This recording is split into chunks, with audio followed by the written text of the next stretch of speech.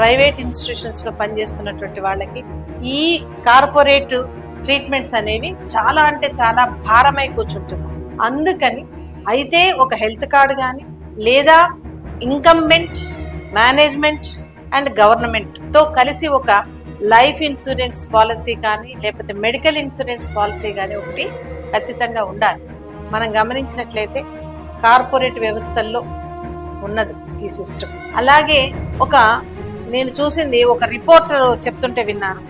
ఆ రిపోర్టర్ వాళ్ళకు కూడా ఒక ప్రెస్లో ఒక రిపోర్టర్గా పనిచేస్తున్నటువంటి ఆయన, మాకు కూడా ఉన్నది మేడం, మా భాగస్వామ్యం, మా మేనేజ్మెంట్ భాగస్వామ్యం, గవర్నమెంట్ భాగస్వామ్యంతో మాకు 10 నుంచి 20 లక్షల వరకు ఒక పాలసీ ఉంది.